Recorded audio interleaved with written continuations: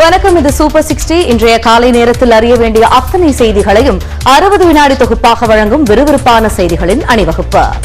சிவராத்திரியை ஒட்டி பல கோவில்களில் விடிய விடிய வழிபாடு நடைபெற்றது. தமிழகத்தின் பல்வேறு ஆலயங்களில் மகா சிவராத்திரி விழா களை கட்டியது. பஞ்சபூத தலமாக விளங்கும் சிதம்பரம் நடராஜர் கோவிலில் மகா சிவராத்திரியை முன்னிட்டு ஆயிரக்கணக்கான பக்தர்கள் பங்கேற்று சாமி தரிசனம் செய்தனர். பக்தர்கள் நெய்விளக்கேற்றி நேர்த்திக்கடன் செலுத்தினர்.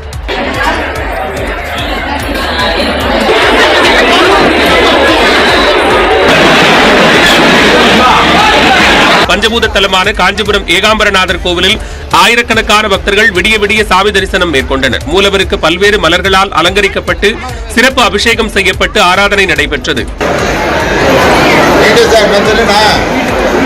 உலக புகழ்பெற்ற ராமேஸ்வரம் ராமநாத சுவாமி கோவிலில் வெள்ளி தேர்பவனி நடைபெற்றது. ராமநாத சுவாமி மற்றும் பர்வதவர்த்தினி அம்பாள் மின் அலங்காரத்துடன் கூடிய வெள்ளி ரதத்தில் பஞ்சமூர்த்திகளுடன் வலம் வந்து பக்தர்களுக்கு அருள் பாலித்தார்.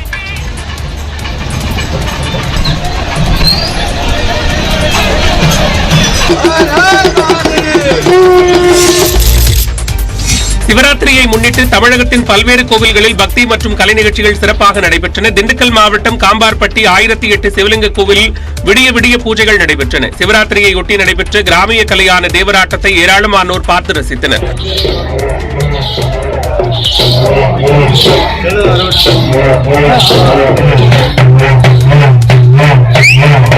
கோவை மாவட்டம் பேரூரில் கரிகால நாள் கட்டப்பட்ட பட்டீஸ்வரர் கோவிலில் பல்வேறு கலை நிகழ்ச்சிகள் களை கட்டின. பரதநாட்டியம், நாட்டுப்புற பாடல், கிராமிய இசை, பறை இசை உள்ளிட்டவற்றை ஏராளமானோர் கண்டுகளித்தனர்.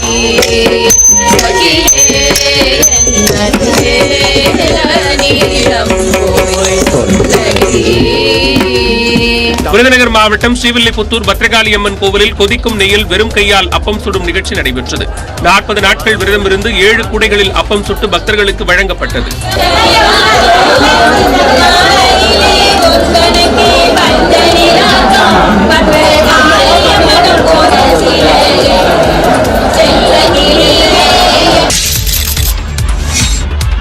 மகா சிவராத்திரியை ஒட்டி மயிலாடுதுறை மாவட்டம் சீர்காழியில் உள்ள அங்காள பரமேஸ்வரி அம்மன் கோவிலில் 200க்கும் மேற்பட்டோர் பால்குடம் எடுத்து வந்தனர். அத்துடன் பக்தர்கள் அலகு குத்தியும் காவடி எடுத்தும் நேர்த்திக்கடன் செலுத்தினர்.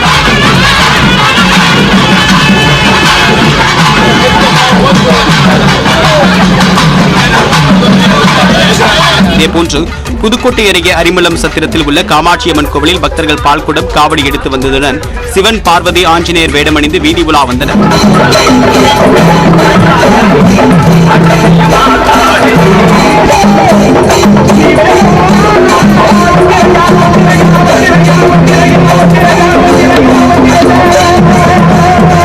திருவள்ளூரில் உள்ள பொம்பை அம்மாள் குருமூர்த்தீஸ்வரர் ஆலயத்தில் உள்ள 41 அடி உயர ராஜலிங்கத்திற்கு 1008 லிட்டர் பாலாபிஷேகம் நடைபெற்றது.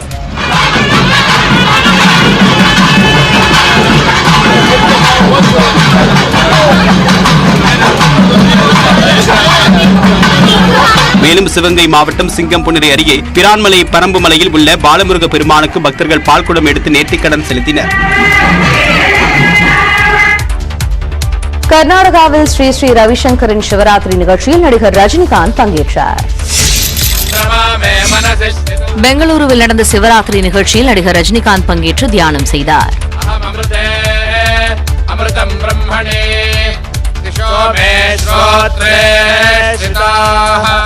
வாழும் கலை அமைப்பு நிர்வாகியான ஸ்ரீ ஸ்ரீ ரவிசங்கரின் பெங்களூரு ஆசிரமத்தில் சிவராத்திரியை ஒட்டி சிறப்பு நிகழ்ச்சிகளை நடத்தினார். ஆடல், பாடல் என களை கட்டிய நிகழ்ச்சியில் ஆன்மீக பாடல்களையும் சிவனுக்கு உகந்த அர்ச்சனை பாடல்களையும் கலைஞர்கள் பாடினர்.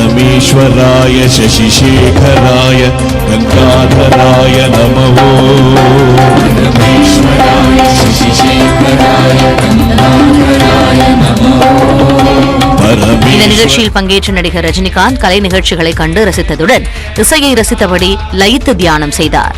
நூற்றுக்கணக்கான பக்தர்கள் இந்த தியான நிகழ்ச்சியில் பங்கேற்று சிவனை மனமுருகி வழிபட்டனர்.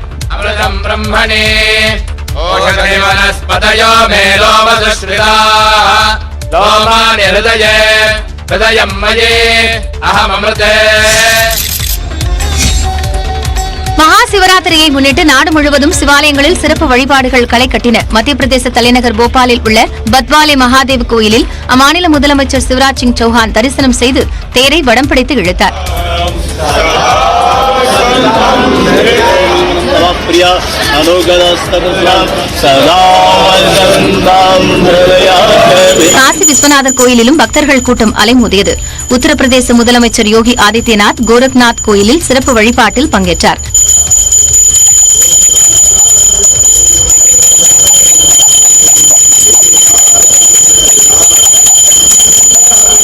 குஜராத்தின் தரம்பூரில் 31 லட்சம் ருத்ராட்சங்களை கொண்டு 31.5 அடி உயர சிவலிங்கம் உருவாக்கப்பட்டதை ஏராளமான பக்தர்கள் பக்தி பரவசத்துடன் வழிபட்டனர். மத்திய பிரதேச மாநிலம் உஜ்ஜைன் சிவன் கோயிலிலும் மகா சிவராத்திரி விழா விமர்சையாக நடைபெற்றது.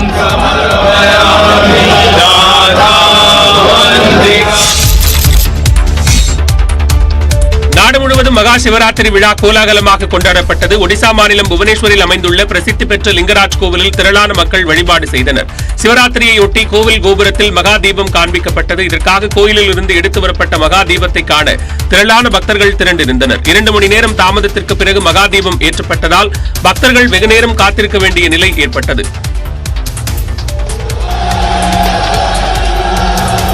மேற்கு வங்க மாநிலம் சிலிகுரியில் சந்த்முனி கோவிலில் நீண்ட வரிசையில் காத்திருந்து பக்தர்கள் வழிபட்டனர். சிலைக்கு பால் ஊற்றியும் மலர்கள் வழங்கியும் வழிபாடு செய்தனர்.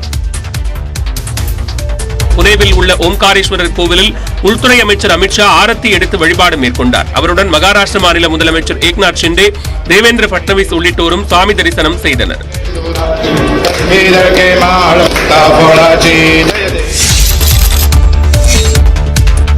மகா சிவராத்திரியையொட்டி மத்திய பிரதேச மாநிலம் உஜ்ஜயினியில் நடைபெற்ற லேசர் ஒளி நிகழ்ச்சி காண்போரை மெய்சிலிர்க்க வைத்தது. மகா காளேஸ்வரர் கோவிலில் நடைபெற்ற சிவஜோதி அர்ப்பண விழாவை முதலமைச்சர் சிவராஜ் சிங் சௌஹான் தொடங்கி வைத்தார்.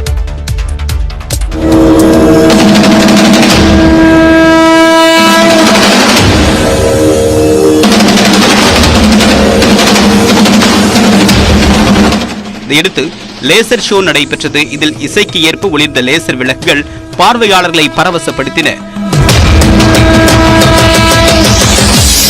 वक्रतुंड महाकाय सूर्यकोटि समप्रभा. வண்ணமயமான லேசர் விளக்குகளும் வான வேடிக்கைகளும் கண்களுக்கு விருந்தளித்தன. कस्तूरी बन के रन में मेघों में घर से गूंजे गगन में रंपा जोगी रंपा मगन में वो ही वायु में वो ही आयु में वो ही जिस्म में वो ही रूह में. இந்த விழாவில் 21 லட்சம் விளக்குகள் ஏற்றப்பட்டு கின்ன சாதனை படைக்கப்பட்டது. இதற்கான சான்றிதழை முதலமைச்சர் சிவராஜ் சிங் சௌஹான் பெற்றுக் கொண்டார்.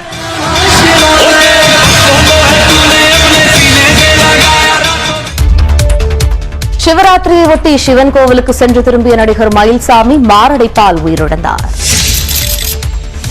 நகைச்சுவை நடிகர் மயில்சாமி திடீரென உடல் நலக்குறைவால் உயிரிழந்தது திரையுலகினரின் மத்தியில் அதிர்ச்சியை ஏற்படுத்தியுள்ளது. தீவிர சிவபக்தரான 57 வயதான நடிகர் மயில்சாமி சிவராத்திரியையொட்டி சென்னையை அடுத்த கீழம்பாக்கத்தில் உள்ள சிவன் கோவிலுக்கு சென்றுள்ளார். சிவராத்திரி பூஜையில் பங்கேற்றுவிட்டு வீடு திரும்பும் வழியில் அவருக்கு நெஞ்சுவலி ஏற்பட்டதாக கூறப்படுகிறது. இதையடுத்து உடனடியாக போரூரில் உள்ள ராமச்சந்திரா மருத்துவமனைக்கு அழைத்து செல்லப்பட்டார். ஆனால் மருத்துவர்களின் பரிசோதனை செய்து பார்த்தபோது மயில்சாமி ஏற்கனவே இறந்துவிட்டது தெரியவந்தது. மயில்சாமியின் மறைவுக்கு சக நடிகர் சார்லி உள்ளிட்டோர் இரங்கல் தெரிவித்துள்ளனர். நீட் தேர்வை நிபந்தனையாக கொள்ளும் சட்ட விதிகளுக்கு எதிராக உச்சநீதிமன்றத்தில் தமிழ்நாடு அரசு சார்பில் புதிய வழக்கு தாக்கல் செய்யப்பட்டுள்ளது.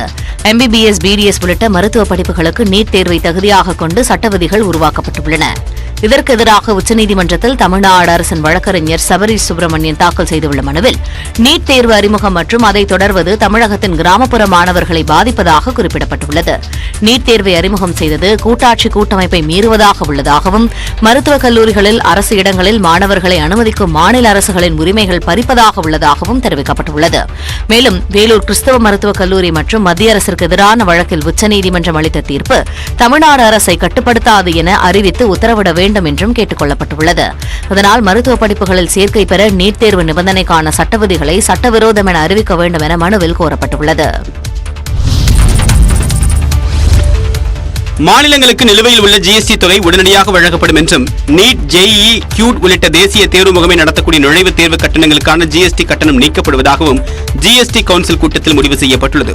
சரக்கு மற்றும் சேவை வரி கவுன்சிலின் 49வது கூட்டம் டெல்லி விஞ்ஞான் பவனில் மத்திய நிதியமைச்சர் நிர்மலா சீதாராமன் தலைமையில் நடைபெற்றது. தமிழ்நாடு சார்பில் நிதியமைச்சர் பழனிவேல் தியாகராஜன் பங்கேற்றார். இதில் பென்சில் ஷார்ப்னர் மீதான GST 18% 12% குறைக்கப்பட்டது. திரவ வெள்ளத்தின் மீது ஜிஎஸ்டி ரத்து செய்யப்பட்டுள்ளது. எனினும் பேக்கேஜிங் செய்யப்பட்ட வெள்ளத்திற்கு 5% ஜிஎஸ்டி வசூலிக்க முடிவு செய்யப்பட்டுள்ளது. மாநிலங்களுக்கு நிலுவையில் உள்ள ஜிஎஸ்டி தொகை உடனடியாக கொடுக்கப்படும் என்றும் நிர்மலா சீதாராமன் தெரிவித்துள்ளார்.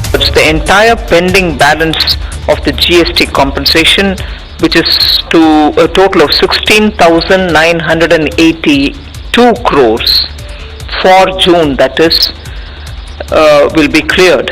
இதனால் தமிழகத்திற்கு 1201 கோடி ரூபாய் இழப்பீடு கிடைக்கும் என்றும் தெரிகிறது. இதனிடையே நீட், ஜேஇஇ, கியூட் உள்ளிட்ட தேசிய தேர்வு முகமை நடத்தக்கூடிய நுழைவுத் தேர்வு கட்டணங்களுக்கான 18% ஜிஎஸ்டி கட்டணம் நீக்கப்பட்டுள்ளதாகவும் வருவாய்த்துறை செயலர் சஞ்சய் மல்ஹோத்ரா விளக்கம் அளித்துள்ளார். ஒரே தேசம் ஒரே வரி என்பதை எப்போதும் செயல்படுத்த இயலாது என்று தமிழ்நாடு நிதியமைச்சர் பிடிஆர் பழனிவேல் தியாகராஜன் தெரிவித்தார். டெல்லியில் நடைபெற்ற 49வது ஜிஎஸ்டி கவுன்சில் கூட்டத்திற்கு பிறகு பிடிஆர் பழனிவேல் தியாகராஜன் செய்தியாளர்களை சந்தித்தார். அப்போது தமிழ்நாட்டிற்கு 4230 கோடி ரூபாய் ஜிஎஸ்டி நிலுவைத் தொகை விடுவிக்கப்பட்டிருப்பதாக தெரிவித்தார். மேலும் ஜிஎஸ்டி தீர்ப்பாயத்தை மத்திய அரசு வைத்திருப்பதற்கு 13 மாநிலங்கள் எதிர்ப்பு தெரிவித்திருப்பதாகவும் ஜிஎஸ்டி மேல்முறையீட்டு தீர்ப்பாயங்களை மாநிலங்களில் அமைக்க வேண்டும் என்றும் வலியுறுத்தியதாக குறிப்பிட்டார். ஒன் நேஷன் ஒன் டாக்ஸ் என்றதுனால் ஒரு ட்ரைபியூனல் இருக்கணும்னா ஒன் நேஷன் ஒன் கான்ஸ்டிடியூஷன்ல ஏன் இத்தனை சட்டசபை இருக்கு? ஒரே நாடு ஒரே சட்டமைப்பில் ஏன் இத்தனை நீதிமன்றம் இருக்கு? ஒரே நாடு ஒரே வரியில ஏன் ஒவ்வொரு மாநிலத்திலையும் வணிக வரித்துறை வச்சிருக்கோம் தனித்தனியா? வணிக வரி சட்டங்களை, திட்டங்களை நாங்கள் திருப்பி வகுக்கிறோம், மாற்றுகிறோம், சமர்ப்பிக்கிறோம் சட்டமன்றத்தில். அதனால இந்த மாதிரி ஸ்லோகன்லாம் வச்சு பேசுறது அரசியலுக்கு பொருந்துமே தவிர செயல்பாட்டுக்கு சரியாகாது. ஒரே நாடு ஒரே வரி என்று முழக்கமிடுவது சுலபம் என்றும், ஆனால் அதனை அரசு நடைமுறைப்படுத்துவது கடினம் என்றும் பிடிஆர் பழனிவேல் தியாகராஜன் தெரிவித்துள்ளார். 3000க்கும் மேற்பட்டோருக்கு வேலைவாய்ப்பு அளிக்கக்கூடிய வகையில் தமிழ்நாடு அரசிற்கும் ஓலா எலக்ட்ரிக் நிறுவனத்திற்கும் இடையே 7614 கோடி ரூபாய் மதிப்பீட்டில் ஒப்பந்தம் கையெழுத்தானது. தொழில், முதலீட்டு ஊக்குவிப்பு மற்றும் வர்த்தகத்துறை சார்பில் தலைமைச் செயலகத்தில் நடைபெற்ற நிகழ்வில் முதலமைச்சர் மு.க. ஸ்டாலின், அமைச்சர்கள் துரைமுருகன், தங்கம் தென்னரசு உள்ளிட்டோர் கலந்து கொண்டனர். அப்போது தமிழ்நாடு அரசிற்கும் Ola electric mobility private limited நிறுவனத்திற்கும் இடையே 4 சக்கர மின்சார வாகனங்கள் உற்பத்தி மற்றும் மின்கலன்கள் உற்பத்தி திறன் கொண்ட ஆலைகளை அமைப்பதற்கான புரிந்துணர்வு ஒப்பந்தம் ஏற்படுத்தப்பட்டது.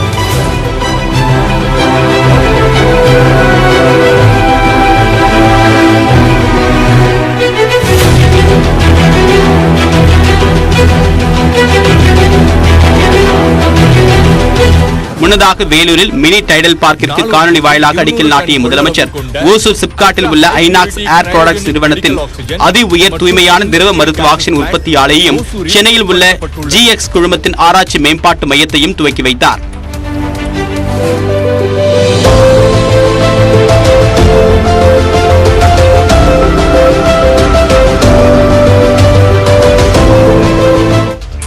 வாக்குப்பதிவுக்கு இன்னும் ஒரு வாரமே உள்ள நிலையில் ஈரோடு கிழக்கு தொகுதியில் வாக்குப்பதிவு விறுவிறுப்பான கட்டத்தினை எட்டியுள்ளது.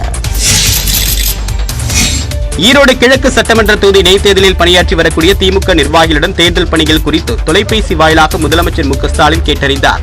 ஈரோடு கிழக்கு தொகுதி இடைத்தேர்தல் பரப்புரை பணிகளில் அரசியல் கட்சிகள் தீவிரமாக இறங்கியுள்ளன. அந்த வகையில் திருவண்ணாமலை திமுக வடக்கு மாவட்ட செயலாளரிடம் தேர்தல் களப்பணிகள் குறித்து கேட்டறிந்த முதலமைச்சர் அவருக்கு ஆலோசனைகளையும் வழங்கினார்.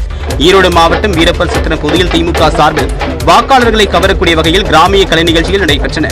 உடலில் சந்தனம் பூசிக்கொண்டு கிராமிய கலைஞர்கள் தேவராட்டம், ஒயிலாட்டம் உள்ளிட்ட கலை நிகழ்ச்சிகளை நடத்தினர். இதனிடையே மின்சாரத்துறை அமைச்சர் செந்தில் பாலாஜி மக்களை சந்தித்து வாக்கு சேகரிப்பில் ஈடுபட்டார்.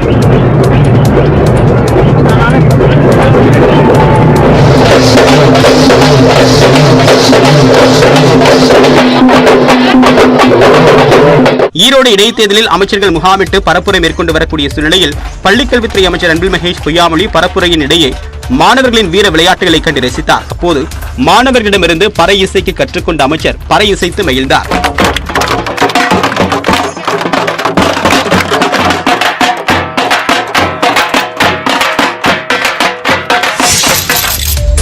ஈரோட்டில் அதிமுக கூட்டம் நடைபெற்ற திருமண மண்டபத்தில் ஆய்வு மேற்கொள்ள வந்த தேர்தல் அதிகாரிகளிடம் அதிமுகவினர் தகராறில் ஈடுபட்டதால் பரபரப்பு ஏற்பட்டது.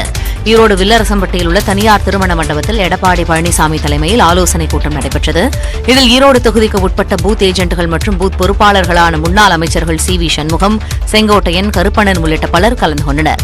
தொடர்ந்து கூட்டத்திற்கு பிறகு தேர்தல் விதிமுறைகள் முறையாக கடைபிடிக்கப்படுகிறதா என்பதை ஆய்வு செய்ய தேர்தல் ஆணையத்தால் நியமிக்கப்பட்ட வீடியோ கண்காணிப்பு குழுவினர் திருமண மண்டபத்தில் ஒளிப்பதிவு செய்ய முயன்றனர். அப்போது அதிமுகவினர் தேர்தல் அதிகாரிகளை தடுத்து நிறுத்தி வாக்குவாதத்தில் ஈடுபட்டனர். மேலும் ஒளிப்பதிவாளரை தாக்கியதால் பதற்றம் ஏற்பட்டது.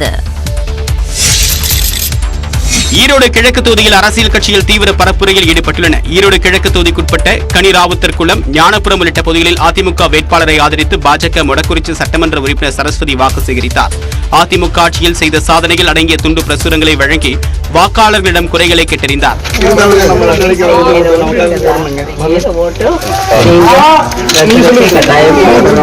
தேமுதிக வேட்பாளர் ஆனந்தை ஆதரித்து ஈரோட்டில் தேமுதிக துணை செயலாளர் சுதீஷ் மற்றும் விஜயபிரபாகரன் ஆகியோர் பரப்புரை மேற்கொண்டனர். அண்ணா வீதி, ஸ்டேனி பிரிட்ஜ், பெரியார் நகர் உள்ளிட்ட பகுதிகளில் பொதுமக்களை சந்தித்து வாக்கு சேகரித்தனர். பிறகு செய்தியாளர் சந்தித்த சுதீஷ் விஜயபிரபாகரனின் பரப்புரைக்கு திமுகவினர் இடையூறு செய்வதாகவும் வாக்காளர்களை அடைத்து வைத்து சித்திரவதை செய்வதாகவும் குற்றம் சாட்டினார்.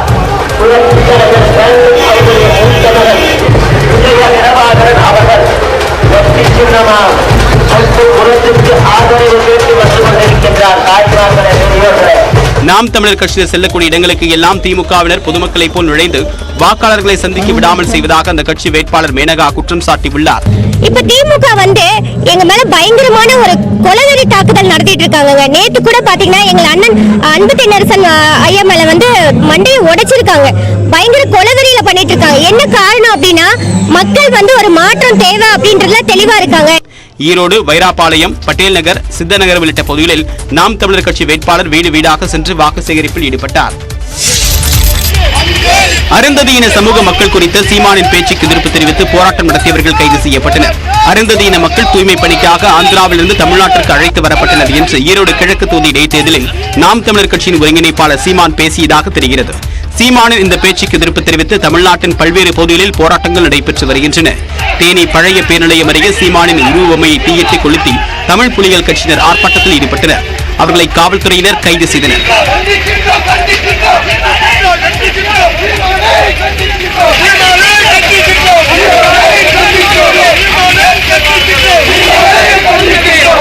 ஈரோடு திருநகர் காலனியில் சீமானை கைது செய்ய வலியுறுத்தி ராஜாஜிபுரம் பகுதியை சேர்ந்த மக்கள் சாலை மறியல் போராட்டத்தில் ஈடுபட்டனர். ஈரோடு பழைய பூந்துறை சாலையில் வாக்கு சேகரிப்பில் ஈடுபட்ட நாம் தமிழர் கட்சியினருக்கும் தமிழ் புலிகள் கட்சியினருக்கும் இடையே வாக்குவாதம் ஏற்பட்டது.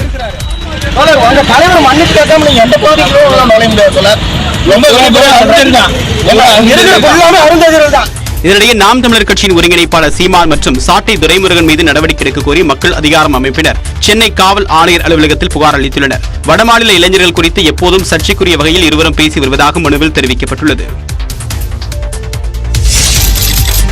ஜார்க்கண்ட் மாநிலத்தின் 11வது ஆளுநராக சிபி ராதாகிருஷ்ணன் பதவியேற்றார்.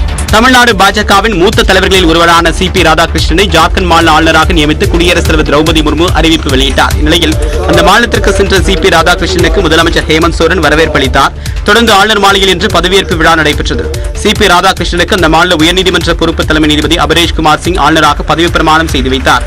பிறகு செய்தியாளர் பேசிய ஆளுநர் சிபி ராதாகிருஷ்ணன் வறுமை ஒழிப்புக்கு வளர்ச்சிதான் ஒரே பதில் என்று தெரிவித்தார். பதவியேற்பு விழாவில் ஜார்க்கண்ட் முதலமைச்சர் ஹேமந்த் சோரன், தெலுங்கானா ஆளுநர் தமிழ் சவுந்தரராஜன் மற்றும் முன்னாள் மத்திய அமைச்சர் பொன் ராதாகிருஷ்ணன் உள்ளிட்டோர் பங்கேற்றனர். முதலமைச்சர் மு க ஸ்டாலினை பாமக தலைவர் அன்புமணி சந்தித்து பேசினார். வன்னியர்களுக்கான 10.5 விழுக்காடு உள் இடஒதுக்கீட்டை இந்த ஆண்டு கல்வி சேர்க்கைக்குள் தமிழக அரசு வழங்க வேண்டும் என்று பாமக தலைவர் அன்புமணி ராமதாஸ் வலியுறுத்தியுள்ளார். கடந்த அதிமுக ஆட்சியின் போது மிகவும் பிற்படுத்தப்பட்ட வகுப்பை சேர்ந்த வன்னியர்களுக்கு 10.5 விழுக்காடு இடஒதுக்கீடு அளிக்கப்பட்டது.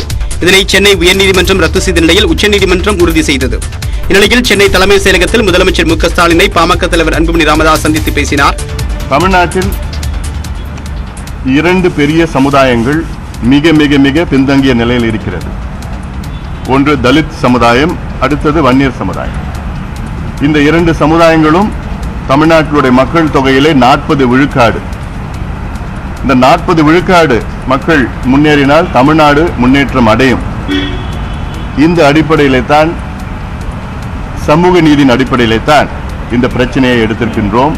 மேலும் வன்னியர் உள் ஒதுக்கீட்டால் பிற சமூகத்திற்கு பாதிப்பு இல்லை என்றும் அன்புமணி கூறியுள்ளார். கொரோனா ஊரடங்கு காலத்தில் அரசு ஊழியர்கள் பணிக்கு வராத நாட்களை பணிக்காலமாக அறிவித்து தமிழ்நாடு அரசு அரசாணை வெளியிட்டுள்ளது. கொரோனா காலத்தில் அரசு ஊழியர்கள் பணிக்கு வராத நாட்களை பணிக்காலமாக அறிவிக்க வேண்டும் என்று அரசு ஊழியர்கள் தொடர்ந்து கோரிக்கை விடுத்து வந்தனர். இந்த கோரிக்கை வலியுறுத்தி ஜாக்டோ ஜியோ அமைப்பினர் பல்வேறு கட்ட போராட்டங்களையும் நடத்தினர். இந்நிலையில் கொரோனா ஊரடங்கு காலத்தில் அரசு ஊழியர்கள் பணிக்கு வராத நாட்களை பணிக்காலமாக அறிவித்து தமிழ்நாடு அரசு அரசாணை வெளியிட்டுள்ளது. அதன்படி 2021 ஆண்டு மே 10 முதல் ஜூலை 4 வரை அரசு ஊழியர்களுக்கு விடுமுறை அறிவிக்கப்பட்ட காலமானது பணிக்காலமாக கருதப்படும் என்றும் தமிழ்நாடு அரசு அறிவித்துள்ளது. இந்த குறிப்பிட்ட காலத்தில் அரசு ஊழியரோ அல்லது அவருடைய குடும்பத்தினரோ கொரோனா தொற்றால் பாதிக்கப்பட்டு தனிமைப்படுத்தப்பட்டிருந்தால் அந்த காலம் சிறப்பு விடுமுறையாக கருதப்படும் என்றும் தெரிவிக்கப்பட்டுள்ளது. கர்ப்பிணி பெண்களுக்கு இந்த குறிப்பிட்ட காலம் விடுமுறையாக கருதப்படும் என்றும், தலைமை செயலக பணியாளர்களை பொறுத்தவரை கர்ப்பிணி பெண்கள், பாலூட்டும் தாய்மார்கள், இணை நோய்வுள்ள பணியாளர்களுக்கு விடுமுறை அறிவிப்பது குறித்து அந்தந்த துறை சார்ந்த செயலாளர்களை முடிவெடுத்துக் கொள்ளலாம் என்று அரசாணையில் குறிப்பிடப்பட்டுள்ளது. தஞ்சாவூரில் முதன்முறையாக பெண்கள் புடவை அணிந்து பங்கேற்ற நடைப்பயண போட்டியில் 2000க்கும் மேற்பட்டோர் கலந்து கொண்டனர்.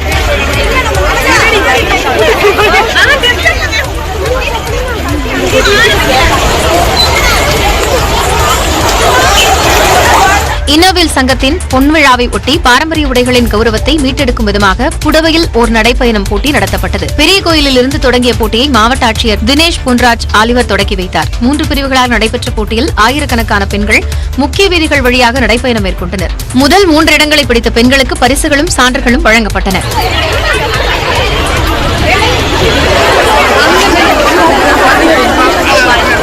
முக்கியமான நாங்கள் எதுக்காக இதை நடத்துறோம் அப்படின்னா, பாரம்பரியத்தை மீட்டெடுக்கும் ஒரு முயற்சி, பெண்களின் உடற்பயிற்சி, பெண்களின் ஆரோக்கியம். இந்த போட்டியை தேசிய அளவில் நடத்த உள்ளதாகவும் விழா ஏற்பாட்டாளர்கள் தெரிவித்துள்ளனர். கர்நாடக வனத்துறையின் துப்பாக்கிச் சூட்டில் உயிரிழந்த மீனவர் ராஜாவின் பிரேத பரிசோதனை முடிவடைந்த நிலையில் அவரது உடலை வாங்க உறவினர்கள் மறுப்பு தெரிவித்துள்ளனர்.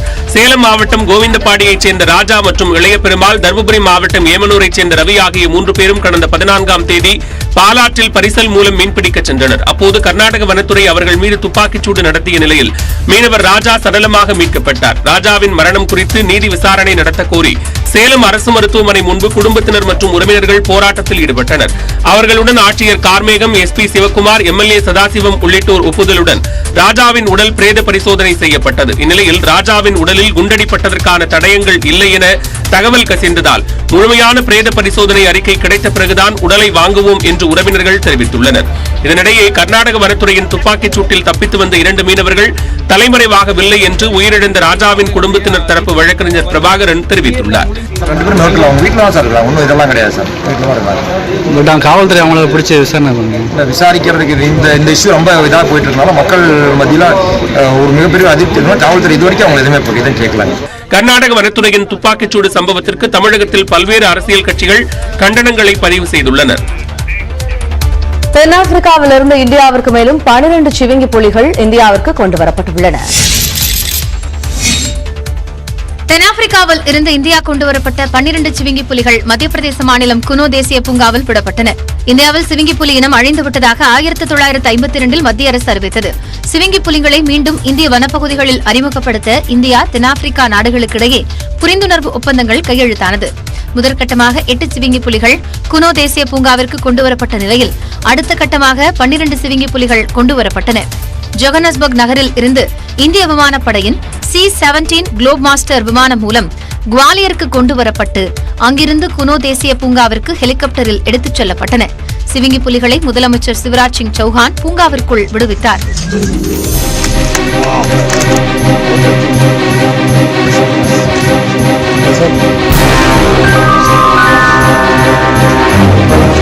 பூங்காவில் ஏற்கனவே உள்ள 8 சிவிங்கி புலிகளுடன் 12 சிவிங்கி புலிகள் விடப்பட்டதால் அவற்றின் மொத்த எண்ணிக்கை 20ஆக உயர்ந்துள்ளது. தேர்தல் ஆணையம் பிரதமர் மோடியின் அடிமையாக செயல்படுகிறது என்று மகாராஷ்டிர முன்னாள் முதலமைச்சர் உத்தவ் தாக்கரே கடுமையாக விமர்சித்துள்ளார். சிவசேனா கட்சியின் பெயர் மற்றும் வில்லம்பு சின்னத்தை பயன்படுத்த ஷிண்டே தரப்புக்கு தேர்தல் ஆணையம் அங்கீகாரம் அளித்தது.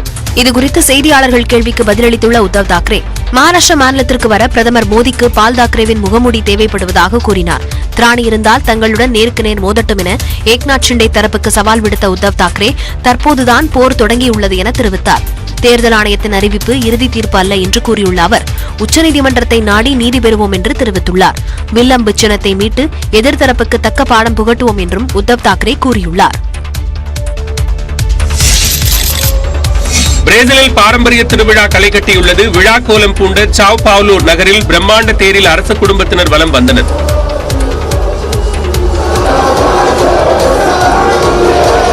தேரின் முன்பு விதவிதமான உடை அணிந்து நடன கலைஞர்கள் உற்சாகமாக ஆட்டம் பாட்டத்துடன் சென்றனர்.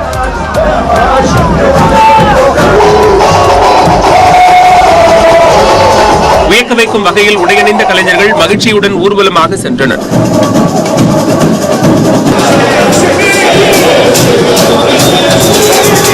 பாரம்பரிய கதைகளை மையப்படுத்தி மேடை நாடகங்களும் நடைபெற்றன.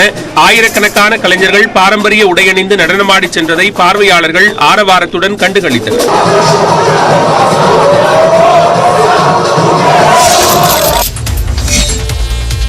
ஆஸ்திரேலியாவில் நடைபெற்ற சர்வதேச படகு போட்டி பார்வையாளர்களை வெகுவாக கவர்ந்தது. சிட்னி நகரில் நடைபெற்ற பாய்மர படகு போட்டியில் பல்வேறு நாடுகளைச் சேர்ந்த வீரர்கள் பங்கேற்றனர்.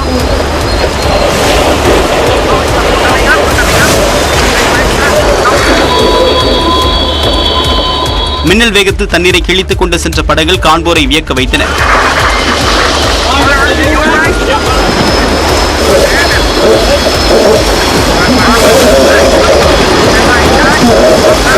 படகு அதிவேகத்தில் சென்றபோது பிரிட்டன் வீரர் ஒருவர் தவறி விழுந்தார். அவரை சக வீரர்கள் பாதுகாப்பாக மீட்டனர்.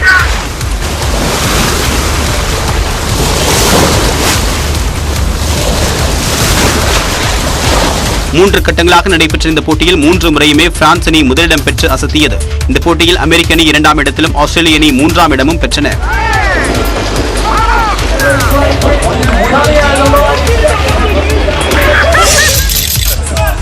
துருக்கியில் நிலநடுக்க இடிபாடுகளில் இருந்து 12 நாட்களுக்கு பிறகு தம்பதி உயிருடன் மீட்கப்பட்ட நிலையில் பிரபல கால்பந்து வீரரை சடலமாகவே மீட்க முடிந்தது. பிப்ரவரி 6ஆம் தேதி துருக்கி மற்றும் சிரிய எல்லையில் ஏற்பட்ட சக்திவாய்ந்த நிலநடுக்கம் இரு நாடுகளிலும் பலத்த சேதத்தை ஏற்படுத்தியது. அந்தாக்கியா நகரத்தில் இடிபாடுகளை அகற்ற சடலங்கள் கண்டெடுக்கப்பட்டு வரக்கூடிய நிலையில் 12 நாட்களுக்கு பிறகு தம்பதியும் அவர்களின் 12 வயது மகனும் உயிருடன் மீட்கப்பட்டனர்.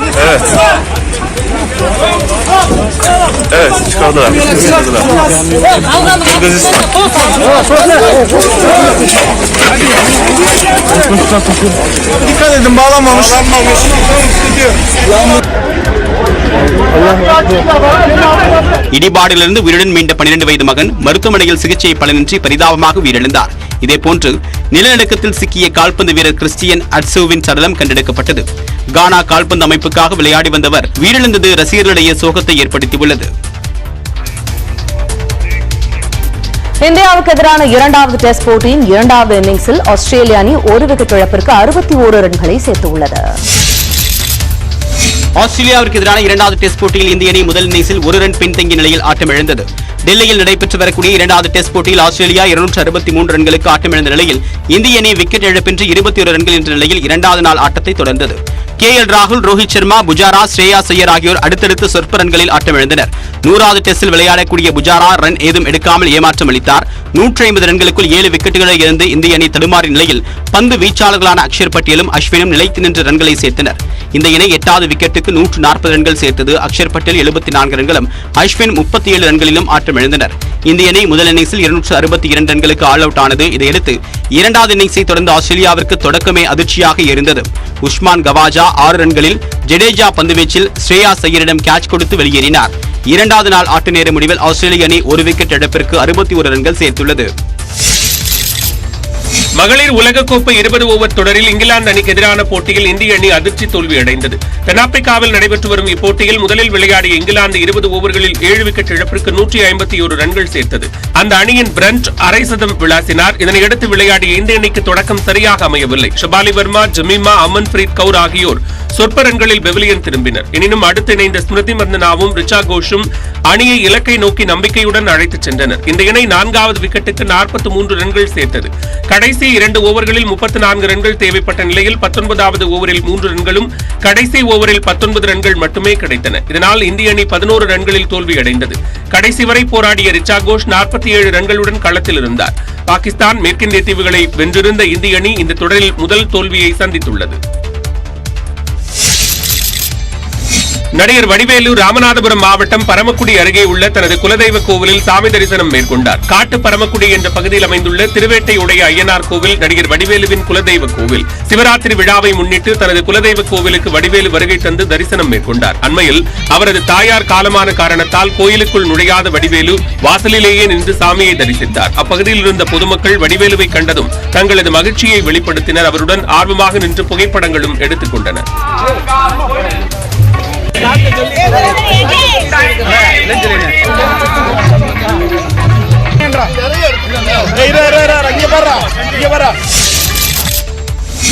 2 நாள் பயணமாக தமிழ்நாடு வந்துள்ள குடியரசுத் தலைவர் திரௌபதி முர்மு மதுரை மீனாட்சி அம்மன் கோவிலில் சாமி தரிசனம் செய்தார். குடியரசுத் தலைவராக பதவியேற்ற பின்னர் திரௌபதி முர்மு முதன்முறையாக தமிழ்நாட்டிற்கு வருகை தந்துள்ளார். டெல்லியிலிருந்து தனி விமானம் மூலமாக காலை 11:45 மணிக்கு மதுரை விமான நிலையம் வந்தடைந்த குடியரசுத் தலைவரை விமான நிலையத்தில் ஆளுநர் ஆர் என் ரவி, அமைச்சர் மனு தங்கராஜ் ஆகியோர் வரவேற்றனர்.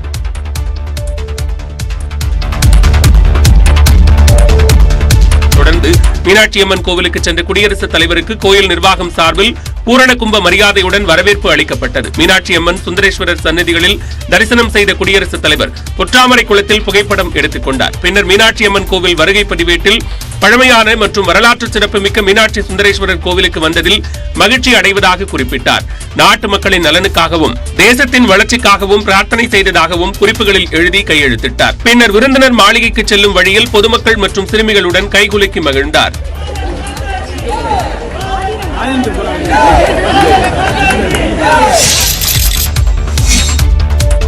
தமிழ்நாட்டில் புதிதாக துணை நகரங்களை உருவாக்க அரசு திட்டமிட்டுள்ளதாக முதலமைச்சர் மு க ஸ்டாலின் தெரிவித்திருக்கிறார். சென்னை நந்தம்பாக்கம் வர்த்தக மையத்தில் வீடு மனை விற்பனை கண்காட்சியை முதலமைச்சர் மு க ஸ்டாலின் தொடங்கி வைத்தார்.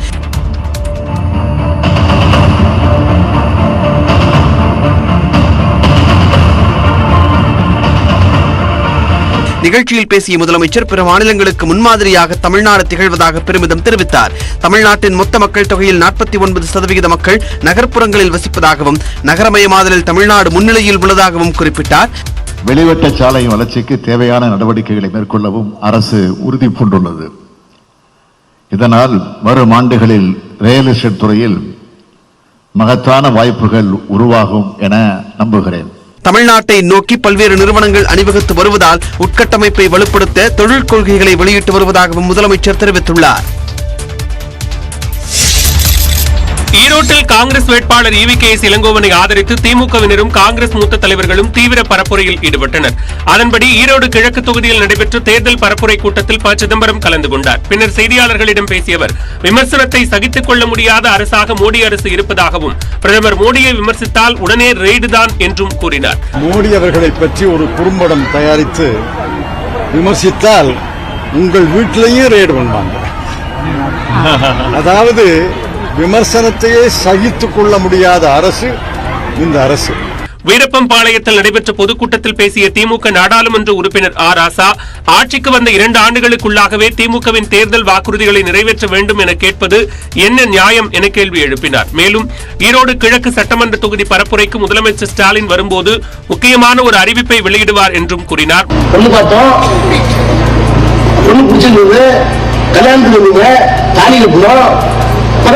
போயிருக்கோம் 3 மாசம் 4 மாசம் ஆகுது. அதுக்குள்ள கல்யாணம் பெற்ற குழந்தை இல்லாம 10 மாசம் பொருள் பொறுக்க முடியா? இந்த 2 வருஷம் முடியல. அதுக்குள்ள தேர்தல். முன்னதாக பேசிய அமைச்சர் ஏவா வேலு EVKS இளங்கோவனை வெற்றி பெறச் செய்தால் ஈரோடு வளர்ச்சி பெறும் என்று உறுதியளித்தார்.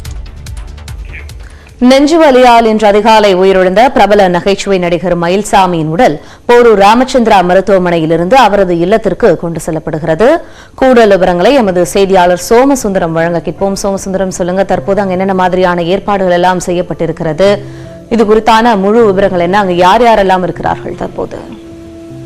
வணக்கம் தாரணி. பிரபல காமெடி நடிகர் மயில்சாமி இன்று அதிகாலை மருத்துவமனை கொண்டு செல்லும் வழியில் உயிரிழந்த சம்பவம் திரைப்பட சுற்று வட்டாரத்தில் பெரும் பரபரப்பை ஏற்படுத்தியுள்ளது.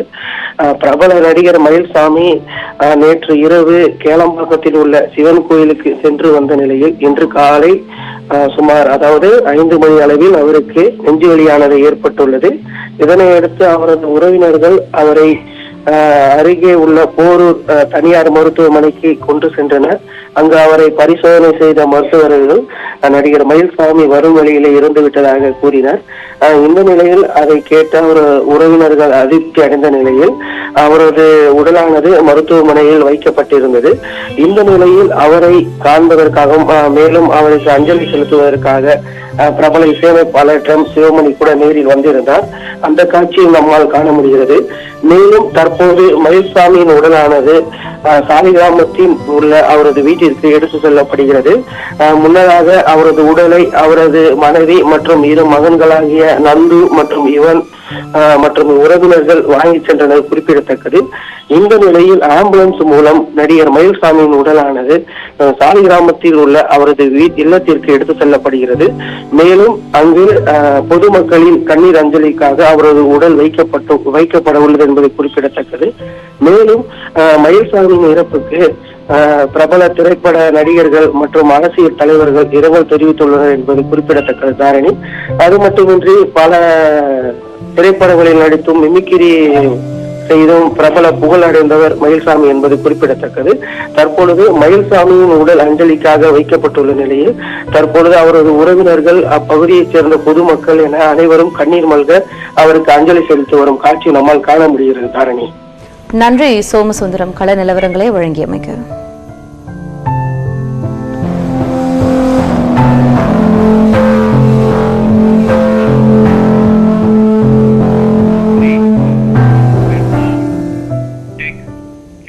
தொடர்ந்து சூப்பர் 60 செய்திகளை பார்க்கலாம்.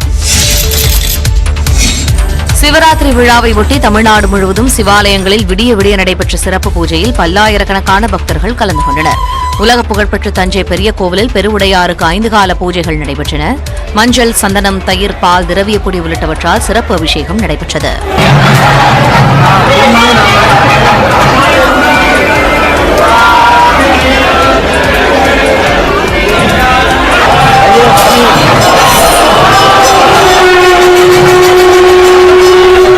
சிதம்பரம் நாட்டியாஞ்சலி அறக்கட்டளையின் சார்பில் 42வது ஆண்டு நாட்டியாஞ்சலி விழா சிதம்பரத்தில் தொடங்கியது.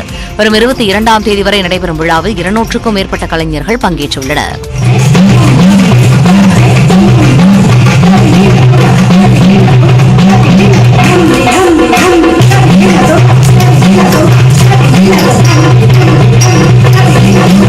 சென்னை மயிலாப்பூர் கபாலீஸ்வரர் ஆலயத்தில் 4 கால பூஜைகளுடன் ஆயிரக்கணக்கான பக்தர்கள் வழிபாடு மேற்கொண்டனர்.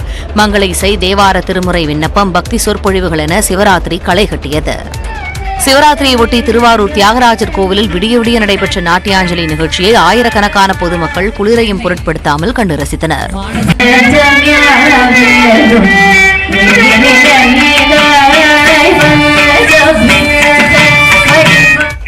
திருவண்ணாமலை ஏடிஎம் கொள்ளையில் கைதான 2 சிறையில் அடைக்கப்பட்டுள்ளனர்.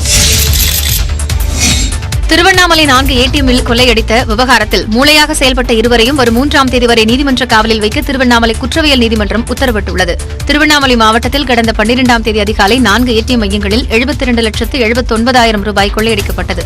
குற்றவாளிகளை பிடிக்க வடக்கு மண்டல காவல்துறை துணைத் தலைவர் முத்துசாமி தலைமையில் 9 தனிப்படைகளை கர்நாடகா, ஆந்திரா, ஹரியானா போன்ற மாநிலங்களில் தேடுதல் வேட்டை நடத்தினர். கொள்ளை கும்பல் தலைவன் ஆசிப் மற்றும் ஆசாத் ஆகிய 2வரையும் ஹரியானாவில் கைது செய்த தனிப்படை போலீசார் திருவண்ணாமலை அழைத்து வந்து மாவட்ட குற்றவியல் நீதித்துறை நடுவர் நீதிமன்ற நீதிபதி தெய்வீகம் இல்லத்தில் ஆஜர்படுத்தினர். பின்னர் உரிய ஆவணங்களோடு நீதிமன்றத்தில் ஆஜர்படுத்தினர். இதையடுத்து வரும் 3ஆம் தேதி வரை நீதிமன்ற காவலில் சிறையில் அடைக்க நீதிபதி கவியரசன் உத்தரவிட்டார். கூட்டுறவு சங்கங்களின் வரலாற்றில் முதல் முறையாக நடப்பு நிதியாண்டில் 12,000 கோடி ரூபாய் பயிர்க்கடன் வழங்கி சாதனை படைக்கப்பட்டுள்ளது. தமிழ்நாட்டில் மத்திய கூட்டுறவு வங்கிகள் மற்றும் தொடக்க வேளாண்மை கூட்டுறவு சங்கங்கள் மூலமாக விவசாயிகளுக்கு பயிர்க்கடன் வழங்கப்பட்டு வருகிறது. அதன்படி 2022-2023ஆம் நிதியாண்டில் 12,000 கோடி வரை பயிர்க்கடன் வழங்க இலக்கு நிர்ணயிக்கப்பட்டிருந்தது. நிதியாண்டை முடிவதற்கு இன்னும் 1.5 மாதங்கள் இருக்கக்கூடிய நிலையில் 12,010 கோடி ரூபாய் கடன் வழங்கி கூட்டுறவுத்துறை சாதனை படைத்துள்ளது. குறிப்பாக டெல்டா மாவட்டங்களில் உள்ள 697 தொடக்க வேளாண்மை கூட்டுறவு கடன் சங்கங்கள் மூலமாக 2,65,239 விவசாயிகளுக்கு 1,709 கோடி ரூபாய் கடன் வழங்கப்பட்டுள்ளது. மேலும் கூட்டுறவு சங்கங்களில் இதுவரை இல்லாத அளவில் கடந்த ஆண்டு மட்டும் 5 லட்சத்திற்கும் அதிகமான புதிய உறுப்பினர்கள் சேர்க்கப்பட்டிருப்பதாகவும் கூட்டுறவுத்துறை தெரிவித்துள்ளது. விழுப்புரம் அன்புஜோதி ஆசிரம வழக்கு விசாரணை சிபிசிஐடிக்கு மாற்றப்பட்டுள்ளது. விழுப்புரம் மாவட்டம் குண்டலப்புலியூரில் உள்ள அன்புஜோதி ஆசிரமத்தில் பராமரிக்கப்பட்டு வந்த மனநலம் குன்றிய ஆதரவற்ற முதியோர் துன்புறுத்தப்பட்டதாகவும் பெண்கள் பாலியல் வன்கொடுமைக்கு ஆளாக்கப்பட்டதாகவும் புகார் எழுந்தது. அது மட்டுமின்றி ஆசிரமத்தில் இருந்த சிலர் காணாமல் போனதாகவும் கூறப்படுகிறது. இது தொடர்பாக ஆசிரம நிர்வாகிகள், பணியாளர்கள் என 8 பேர் கைது செய்து சிறையில் அடைக்கப்பட்டுள்ளனர். இந்நிலையில் இந்த வழக்கு சிபிசிஐடிக்கு மாற்ற வேண்டும் என கோரிக்கை எழுந்ததை அடுத்து வழக்கை சிபிசிஐடி விசாரணைக்கு மாற்றி தமிழ்நாடு டிஜிபி சைலேந்திரபாபு உத்தரவிட்டார். இதனிடையே ஆசிரமத்தில் பெண்களுக்கு பாலியல் வன்கொடுமை நடந்ததாக புகார் எழுந்ததால் தேசிய மகளிர் ஆணைய முதன்மை ஒருங்கிணைப்பாளர் கஞ்சன் கத்தர் தலைமையில் 4 பேர் கொண்ட குழு பெண்களிடம் தனித்தனியாக விசாரணை நடத்தினர். அதில் ஆசிரமத்தில் தங்கியிருந்த 2 பெண்களுக்கு பாலியல் வன்கொடுமை நடைபெற்றது உறுதியானதாக தெரிவிக்கப்பட்டுள்ளது. பாலியல் புகார் 2 பெண்கள் கொடுத்திருக்காங்க. இல்ல அது மேஜிஸ்ட்ரேட் கிட்ட அவங்க சொல்லியிருக்காங்க. நாங்க அந்த ரிப்போர்ட் எடுத்திருக்கோம். நாங்க எல்லாத்தையும் எங்க ரிப்போர்ட்டை சப்மிட் பண்றோம். இப்போ நீங்க உங்க விசாரணையில தெரிஞ்சிருக்கா? தெரிஞ்சிருக்கு. ஒத்துட்டு இருக்காங்க. ஆசிரமத்திலிருந்து மீட்கப்பட்டவர்கள் பல்வேறு பகுதிகளில் உள்ள காப்பகங்களுக்கு அனுப்பி வைக்கப்பட்டனர். கிருஷ்ணகிரி அருகே கொலை செய்யப்பட்ட ராணுவ வீரரின் வீட்டிற்கு சென்று காங்கிரஸ் எம்பி செல்லக்குமார் குடும்பத்தினருக்கு ஆறுதல் கூறினார். கிருஷ்ணகிரி மாவட்டம் வேலம்பட்டியை சேர்ந்த ராணுவ வீரர் பிரபு இரு தரப்பினரிடையே ஏற்பட்ட தகராறில் அடித்து கொலை செய்யப்பட்டார். இந்த வழக்கில் திமுக கவுன்சிலர் உட்பட 9 பேர் கைது செய்யப்பட்டனர். ராணுவ வீரர் கொலை செய்யப்பட்ட விவகாரம் தொடர்பாக பாஜக போராட்டம் நடத்திய நிலையில் காங்கிரஸ் தரப்பில் யாரும் கண்டனம் தெரிவிக்கவில்லை என்றும் ஆறுதல் கூறவில்லை என்றும் விமர்சனம் எழுந்தது. இந்நிலையில் வேலம்பட்டி எம்ஜிஆர் நகரில் உள்ள பிரபுவின் வீட்டிற்கு சென்ற கிருஷ்ணகிரி எம்பி செல்லக்குமார் அவருடைய குடும்பத்தினரை சந்தித்து ஆறுதல் கூறினார். இதனைத் தொடர்ந்து பிரபு மரணம் தொடர்பாக விசாரணை நடத்த வந்த ராணுவ அதிகாரி தலைமையிலான 5 குழுவினரிடமும் போலீசாரிடமும் வழக்கு விசாரணை குறித்து செல்லக்குமார் கேட்டறிந்தார். மலைகிராம பெண் பாலியல் வன்கொடுமை வழக்கில் குற்றவாளிகள் 2 7.5 ஆண்டுகள் சிறை தண்டனை விதிக்கப்பட்டுள்ளது. மலைகிராம பெண் பாலியல் துன்புறுத்தலுக்கு உள்ளாக்கப்பட்ட வழக்கில் 9 நாட்களில் கொடைக்கானல் நீதிமன்றம் தீர்ப்பு வழங்கியுள்ளது. கடந்த 5ஆம் தேதி திண்டுக்கல் மாவட்டம் கொடைக்கானல் அருகே மலை கிராமத்தை சேர்ந்த இளம்பெண் தன்னுடைய இருசக்கர வாகனத்தில் சென்று கொண்டிருந்த போது கொடைக்கானல் பூம்பாறை அருகே அவரை வழிமறித்த 2 இளைஞர்கள் பாலியல் துன்புறுத்தலுக்கு உள்ளாக்கியுள்ளனர். தொடர்பாக கொடைக்கானல் காவல் நிலையத்தில் அந்த பெண் அளித்த புகாரின் அடிப்படையில் வழக்கு பதிவு செய்த போலீசார் பாலமுருகன், ஜீவா ஆகிய 2 கைது செய்தனர். இந்த வழக்கு கொடைக்கானல் நீதிமன்றத்தில் விசாரணைக்கு வந்தது. வழக்கை விசாரித்த கொடைக்கானல் குற்றவியல் நடுவர் நீதிமன்ற நீதிபதி கார்த்திக் குற்றம் சாட்டப்பட்ட 2 தலா 7.5 ஆண்டு சிறை தண்டனை விதித்தும் 20,000 ரூபாய் அபராதம் விதித்தும் தீர்ப்பளித்தார். பெண்களுக்கு எதிரான குற்றங்களை குறைக்கக்கூடிய நோக்கத்தில் விரைவில் தீர்ப்பு வழங்கப்பட்டிருப்பதாக கூறிய நீதிபதி வழக்கில் 2 விரைந்து கைது செய்த போலீசாருக்கும் பாராட்டு தெரிவித்தார். மதுரையில் மெட்ரோ ரயில் திட்டத்தை செயல்படுத்துவது குறித்து திட்ட அறிக்கை தயாரிப்பதற்கான டெண்டர் கோரப்பட்டுள்ளது. சென்னையை தொடர்ந்து கோவை மற்றும் மதுரையில் மெட்ரோ ரயில் திட்டங்களை செயல்படுத்த தமிழ்நாடு அரசு முடிவு செய்துள்ளது. அதற்கான பணிகளை சென்னை மெட்ரோ ரயில் நிறுவனம் மேற்கொண்டு வருகிறது. அதன்படி மதுரையில் ஒத்தக்கடை முதல் திருமங்கலம் வரை 31 கிலோமீட்டர் தூரம் மெட்ரோ ரயில் திட்டத்தை செயல்படுத்துவதற்கான சாத்தியக்கூறு ஆய்வறிக்கை தமிழ்நாடு அரசிடம் சமர்ப்பிக்கப்பட்டது. இதனையடுத்து மதுரையில் மெட்ரோ ரயில் சேவையை அறிமுகப்படுத்துவதற்கான திட்ட அறிக்கை தயாரிக்கும் பணி தொடங்கியது. 3 கோடி ரூபாய் செலவில் விரிவான திட்ட அறிக்கை தயாரிப்பதற்கான சென்னை மெட்ரோ ரயில் நிறுவனம் டெண்டர் கோரியுள்ளது. 120 நாட்களில் விரிவான திட்ட அறிக்கை தயாரிக்க வேண்டும் என டெண்டரில் காலக்கெடு விதிக்கப்பட்டுள்ளது. இதற்காக வரும் 3ஆம் தேதிக்குள் ஒப்பந்த ஆவணங்கள் சமர்ப்பிக்கப்பட வேண்டும் என்றும் அறிவுறுத்தப்பட்டுள்ளது. மேலும் அடுத்த மாதம் தமிழ்நாடு அரசு பட்ஜெட்டில் இந்த திட்டத்திற்கான நிதி ஒதுக்கப்படும் என்றும் தெரிவிக்கப்பட்டுள்ளது. காவல்துறையின் சாதாரண விசாரணைகளை மனித உரிமை மீறல்களாக கருத முடியாது என்று சென்னை உயர்நீதிமன்றம் கருத்து தெரிவித்துள்ளது. வெள்ளி வியாபாரி ரமேஷ் என்பவரிடம் காவல்துறை உதவி ஆணையர் லட்சுமணன் கட்ட பஞ்சாயத்து செய்ததாக மனித உரிமை ஆணையத்தில் புகார் அளிக்கப்பட்டது. புகாரை விசாரித்த மனித உரிமை ஆணையம் சம்பந்தப்பட்ட உதவி ஆய்வாளருக்கு 25,000 ரூபாய் அபராதம் விதித்தது. இதனை எதிர்த்து லட்சுமணன் உயர்நீதிமன்றத்தில் வழக்கு தொடுத்தார். இதனை விசாரித்த உயர்நீதிமன்றம் காவல் உதவி ஆணையருக்கு எதிரான உத்தரவை ரத்து செய்தது. மேலும் ஆரம்ப நிலையிலேயே காவல்துறையினர் மீது மனித உரிமை மீறல் குற்றச்சாட்டுகளை தெரிவிப்பது ஒட்டுமொத்த காவல்துறையையும் ஊக்கக்குறைவுபடுத்த காரணமாகிவிடும் என்ற நீதிமன்றம் போலீசாரின் சாதாரண விசாரணைகளை மனித உரிமை மீறல்களாக கருத முடியாது என்றும் கூறியுள்ளது. சிதம்பரம் நடராஜர் கோவிலில் கனகசபை மீதேறி சாமி கும்பிடச் சென்ற பெண் பக்தரை எரித்து விடுவோம் என கூறி தீட்சிதர்கள் மிரட்டியதாக புகார் எழுந்துள்ளது. கனகசபை மீது ஏறி சாமி தரிசனம் செய்யலாம் என கடந்த ஆண்டு இந்து சமய அறநிலையத்துறை உத்தரவு பிறப்பித்தது. அதன்படி பூஜை இல்லா நேரங்களில் பக்தர்கள் கனகசபையின் மீது ஏறி சாமி தரிசனம் செய்து வந்தாலும் அவ்வப்போது தீட்சிதர்கள் இதற்கு அனுமதிப்பதில்லை என்றும் புகார்கள் உள்ளன. இந்நிலையில் சிவராத்திரியை முன்னிட்டு கனகசபை மீது ஏறி சாமி கும்பிடச் சென்ற ஜெயஷீலா என்ற பெண் பக்தருக்கு தீட்சிதர்கள் அனுமதி அளிக்கவில்லை என புகார் எழுந்துள்ளது.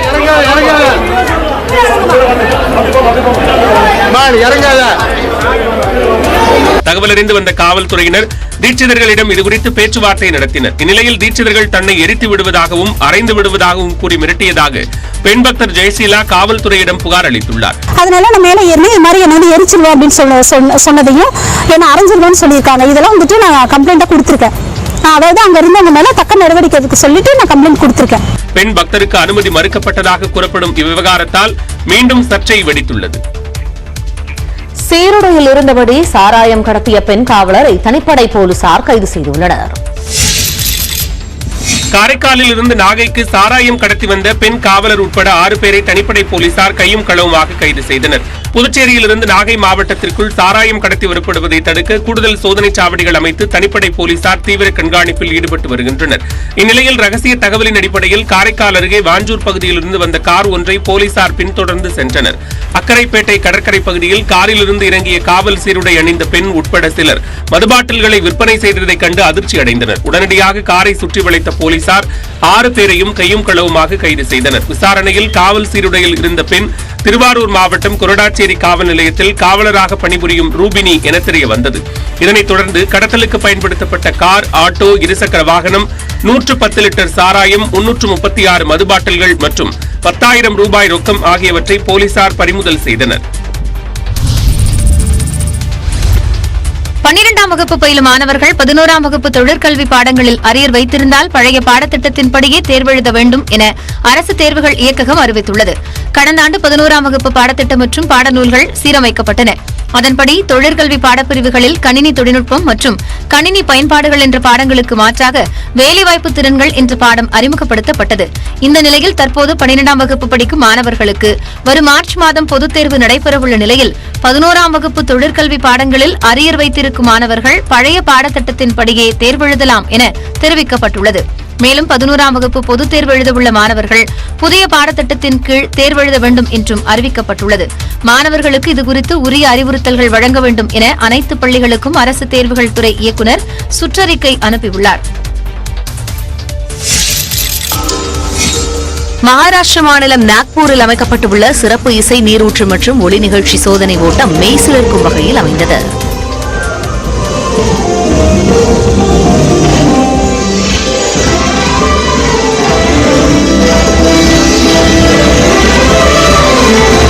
புடாலா ஏரியில் மிதக்கும் இசை நீரூற்று நாக்பூர் மக்களவை எம்பியாகவிருக்கும் மத்திய அமைச்சர் நிதின் கட்கரியின் முயற்சியில் உருவாக்கப்பட்டது. 3 நாள் பயணமாக மகாராஷ்டிர மாநிலம் வந்த மத்திய உள்துறை அமைச்சர் அமித் ஷா முன்னிலையில் சிறப்பு இசை நீரூற்று நிகழ்ச்சியின் சோதனை ஓட்டம் நிகழ்த்தப்பட்டது.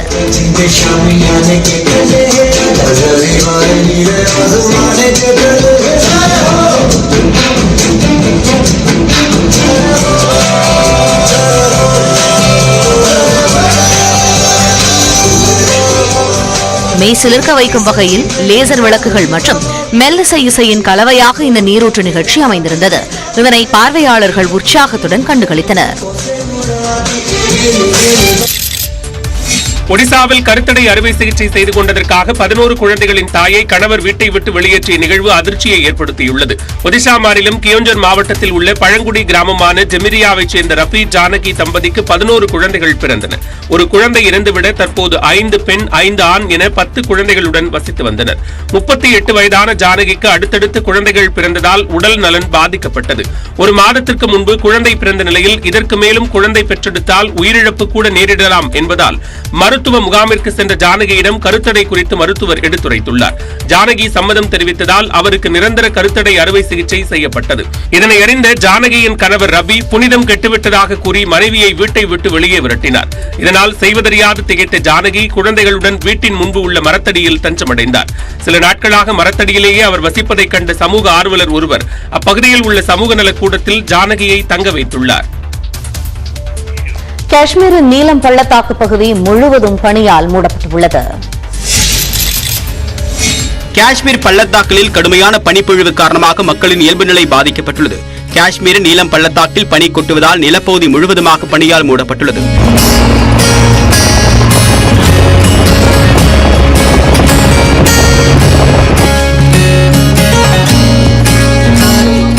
மலைகளுக்கு நடுவே உள்ள அர்னா கிராமத்தில் வீடுகளின் மேற்கூரையில் 3 அடி உயரத்திற்கு தேங்கியுள்ள பனியை உரிமையாளர்கள் அகற்றி வருகின்றனர்.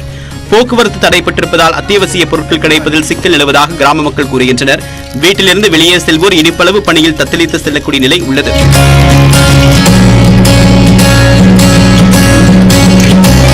கொட்டும் பணியில் பெண்கள் குடிநீர் எடுக்க நீண்ட தூரம் செல்லக்கூடிய நிலை ஏற்பட்டுள்ளது. மருத்துவ சிகிச்சைக்கு கூட வெளியில் செல்ல முடியவில்லை என்று மக்கள் கூறுகின்றனர்.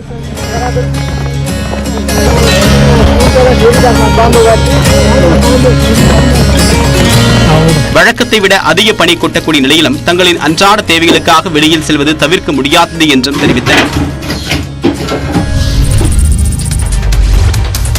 உலகின் பல்வேறு தலைச்சிறந்த தொழில்நுட்ப நிறுவனங்களை இந்திய வம்சாவளியினர் வழிநடத்தி வருகின்றனர். அதில் சமீபத்தில் இணைந்திருப்பவர் யூடியூப் நிறுவன தலைமை நிர்வாக அதிகாரி நீல் மோகன்.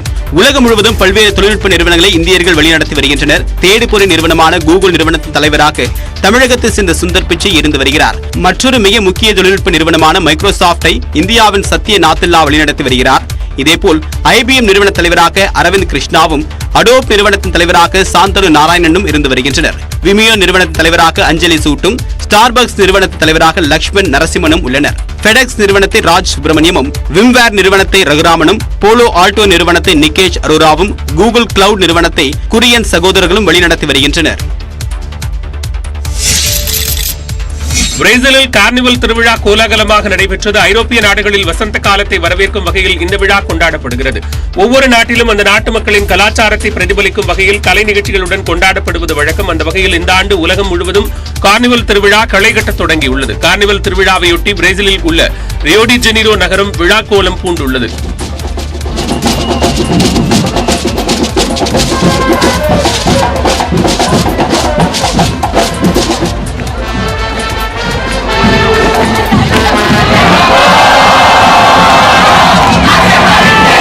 கொண்டாட்டத்தின் ஒரு பகுதியாக பிளமிங்கோ கடற்கரையில் ஆயிரக்கணக்கான மக்கள் கூடினர். கடற்கரையில் திரண்ட மக்கள் மற்றும் நடன கலைஞர்கள் ஆடல் பாடல் என உற்சாக கடலில் மிதந்தனர்.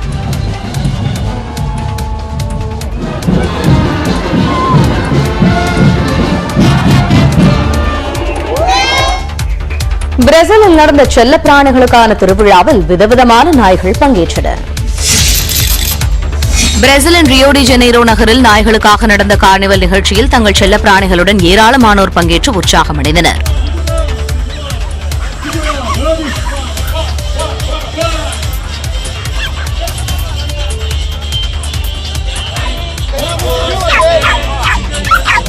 செல்ல பிராணிகளுடன் அவர்களின் உரிமையாளர்கள் ஒரே மாதிரியான நிறங்களில் உடையணிந்து வந்த இந்த விழாவில் பங்கேற்றனர். வேடிக்கையாக உடையணிந்து வந்திருந்தவர்கள் இசைக்கு தகுந்தபடி ஆட்டம் போட்டதுடன் மேடை ஏறி ஒய்யாரமாக ரேம்ப் வாக் செய்தனர்.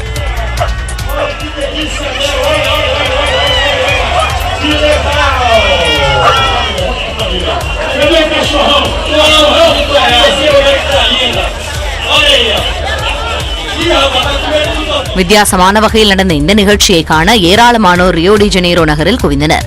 குழந்தைகள் மற்றும் செல்ல பிராணிகளின் ஆர்வலர்கள் இந்த நிகழ்ச்சியினை உற்சாகமாக கண்டுகளித்தனர். கண்டம் விட்டு கண்டம் பாயும் தொலைதூர ஏவுகணையை வடகொரியா சோதனை செய்ததற்கு G7 நாடுகள் கண்டனம் தெரிவித்துள்ளன. வடகொரியா ஏவிய ஏவுகணை சுமார் 66 நிமிடம் பயணித்து ஜப்பானின் மேற்கு கடற்பகுதியில் விழுந்ததாக ஜப்பான் அரசு குற்றம் சாட்டியுள்ளது. அமெரிக்காவுடன் இணைந்து பல்வேறு போர் பயிற்சிகளை மேற்கொள்ளவிருப்பதாக தென்கொரியா அறிவித்திருந்தது. அதற்கு பதிலடியாக இந்த ஏவுகணையை வடகொரியா ஏவியதாக கூறப்படுகிறது.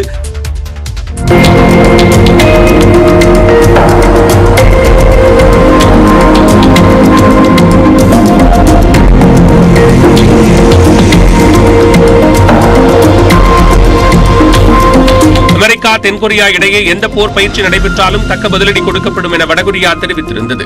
ஏவுகணை ஏவப்பட்டதற்கு G7 நாடுகள் கண்டனம் தெரிவித்துள்ளன. வடகொரியாவின் செயல் ஐநா பாதுகாப்பு கவுன்சில் தீர்மானங்களை அப்பட்டமாக மீறுவதாகவும் பிராந்திய மற்றும் சர்வதேச அமைதி பாதுகாப்பை அச்சுறுத்துவதாக உள்ளதாகவும் தெரிவிக்கப்பட்டுள்ளது. வடகொரியாவின் பொறுப்பற்ற நடத்தை குறித்து எடுக்கப்பட்ட நடவடிக்கைகள் என்ன என்பதை ஐநா பாதுகாப்பு கவுன்சிலின் பதிலை எதிர்நோக்கி காத்திருப்பதாகவும் G7 நாடுகள் கூறியுள்ளன. திருச்செந்தூர் முருகன் கோவிலில் நடிகர் சிவகார்த்திகேயன் தமது குடும்பத்தினருடன் சுவாமி தரிசனம் செய்தார். அறுபடை வீடுகளில் 2ஆம் படை வீடான திருச்செந்தூர் முருகன் கோவிலுக்கு நாள்தோறும் ஆயிரக்கணக்கான பக்தர்கள் வந்து செல்கின்றனர். இந்நிலையில் பிப்ரவரி 17ஆம் தேதி பிறந்தநாள் கொண்டாடிய நடிகர் சிவகார்த்திகேயன் தன்னுடைய மனைவி மற்றும் குழந்தைகளுடன் திருச்செந்தூர் கோவிலில் சுவாமி தரிசனம் செய்தார்.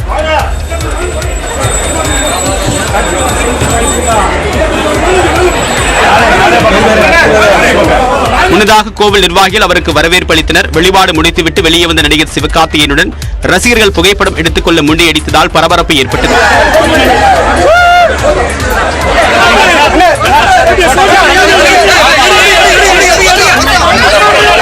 இதனையடுத்து உதவியாளர்கள் அவரை பாதுகாப்பாக வழி அனுப்பி வைத்தனர். இத்துடன் சூப்பர் 60 தொகுப்பு நிறைவுக்கு வருகிறது. தொடர்ந்து இணைந்திருங்கள். நியூஸ் 18 தமிழ்நாடு.